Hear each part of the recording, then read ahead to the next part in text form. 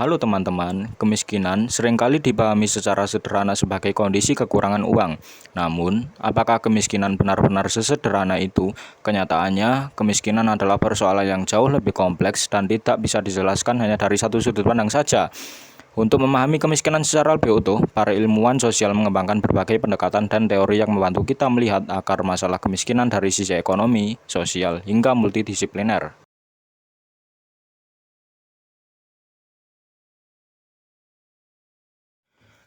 Dari sudut pandang ekonomi, kemiskinan dipahami sebagai akibat dari kegagalan mekanisme pasar dan ketimbangan distribusi sumber daya. Dalam pendekatan ini, kemiskinan diukur secara kuantitatif melalui indikator seperti tingkat pendapatan, konsumsi, serta akses terhadap barang dan jasa dasar. Ketika seseorang tidak memiliki pendapatan yang cukup untuk memenuhi kebutuhan hidup yang layak, maka ia dikategorikan sebagai miskin. Salah satu penyebab utama kemiskinan menurut kajian ekonomi adalah keterbatasan aset dan modal produktif. Individu atau kelompok miskin seringkali tidak memiliki akses terhadap pendidikan yang berkualitas, lahan, teknologi, maupun modal usaha, sehingga mereka sulit meningkatkan produktivitas dan pendapatan. Selain itu, kegagalan pasar juga berperan besar, misalnya ketika kesempatan kerja, pendidikan, dan layanan kesehatan tidak terdistribusi secara merata. Akibatnya, sebagian kelompok tertinggal dan tidak mampu bersaing dalam sistem ekonomi yang ada. Namun, melihat kemiskinan hanya dari sisi ekonomi tidaklah cukup.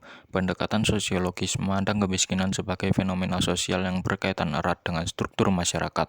Dalam perspektif ini, kemiskinan tidak hanya berarti kekurangan materi, tetapi juga mencakup pengalaman eksklusi sosial, stigma, dan marginalisasi.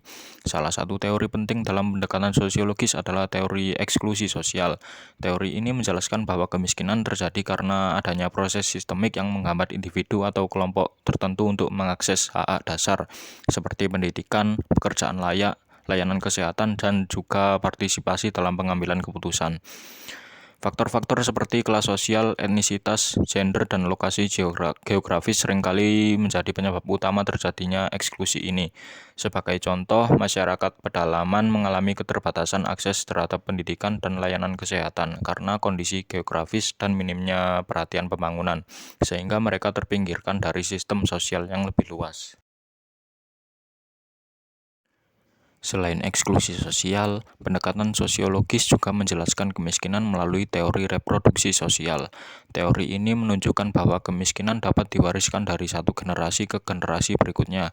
Keluarga miskin cenderung memiliki pendidikan rendah, jaringan sosial yang terbatas, serta nilai-nilai budaya tertentu yang membatasi aspirasi dan mobilitas sosial anak-anak mereka.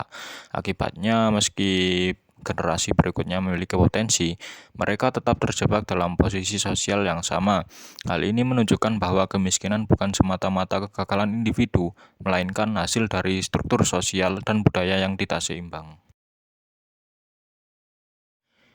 Karena kemiskinan memiliki banyak dimensi, muncullah pendekatan multidisipliner yang mencoba menggabungkan berbagai perspektif dalam memahami dan mengatasi kemiskinan.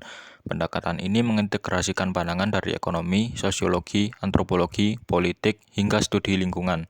Dalam kerangka ini, kemiskinan tidak hanya dipandang sebagai kekurangan pendapatan, tetapi juga sebagai keterbatasan kapabilitas individu untuk menjalani kehidupan yang mereka anggap bermakna.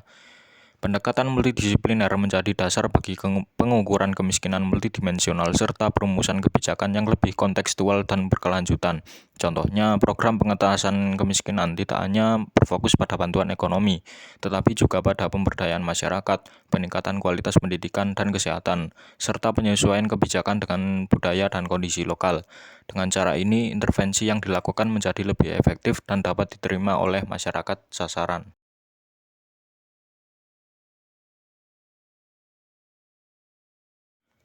Pada akhirnya, kemiskinan adalah persoalan yang kompleks dan multidimensional. Pendekatan ekonomi membantu kita memahami aspek material dan distribusi sumber daya. Pendekatan sosiologis menyoroti struktur sosial dan relasi kekuasaan yang menciptakan ketimpangan. Sementara pendekatan multidisipliner menggabungkan berbagai sudut pandang untuk merancang solusi yang lebih komprehensif.